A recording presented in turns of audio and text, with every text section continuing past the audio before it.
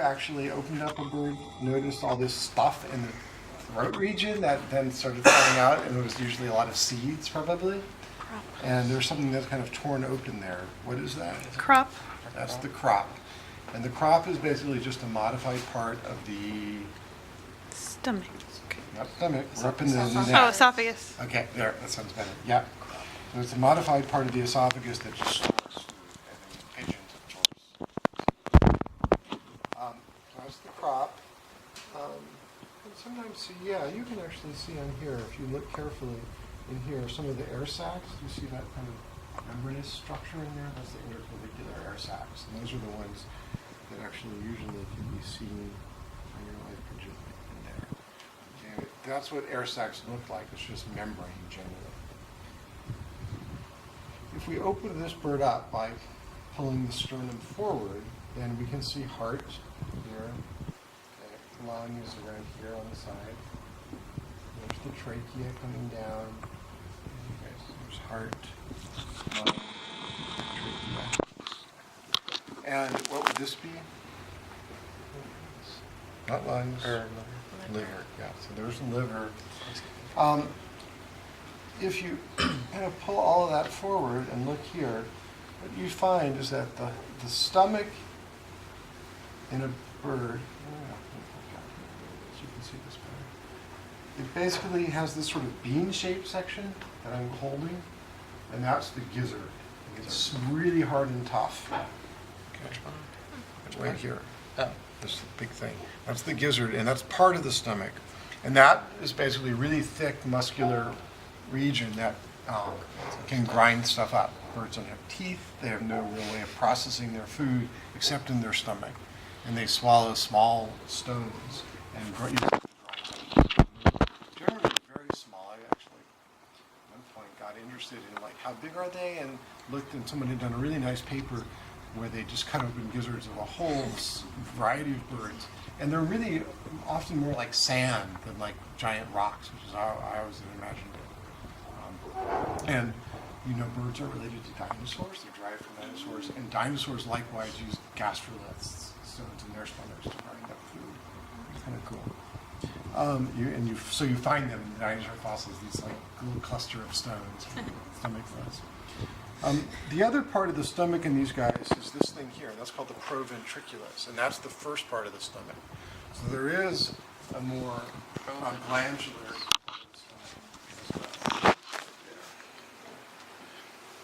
So there's a two-part stomach, and then coming out of the stomach, and these guys, I think maybe one of the things I don't like about them is just they're very little and hard to look at. But coming out here then is a big loop of duodenum, which actually looks pretty nice, and sitting right in the middle of that loop of duodenum would be, I guess, Pancreas. pancreas. Yes, that's the pancreas there in the middle of the duodenum. Okay. On the middle, so it's just... It loops around, and it's just kind of stuck in that loop. And then there's a lot more small intestine. There is a spleen in there, which I guess I will show you. Since it's there, there's the spleen. And you guys probably are starting to get a sense of what these things look like. That's why I really like looking at a lot of different animals. It's one thing to just look at a shark, a cat, and a mud puppy, but if we look at all these things, you really see vertebrates in general. So they've got a fair amount of small intestine. And then that small intestine does eventually run down into the large intestine. And this is very hard to see because they've got this deep body cavity. That's right here running along the large intestine. And you can see there's these two little tiny pouches off of the large intestine called coccygia. They're posted in the birds. Not only in birds. Yeah.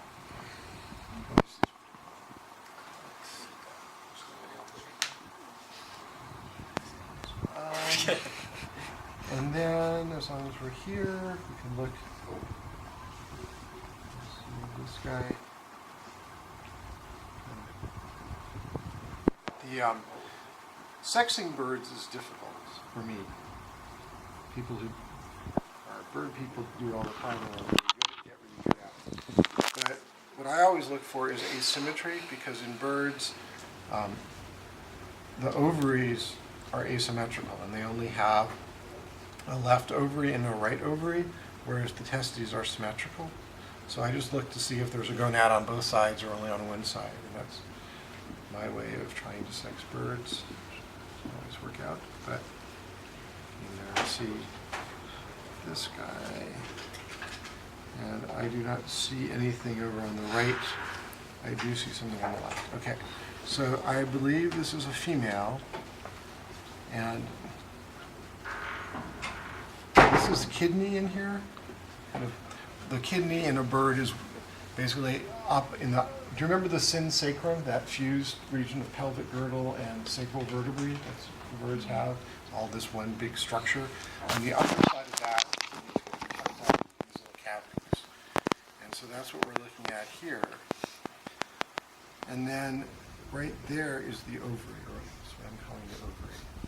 There's the structure right here. So that's ovary there. You see that? And this is all kidney in there. You guys, ovary here, and this is all kidney. You see that? There's ovary. You see that? And I believe that is pretty much it for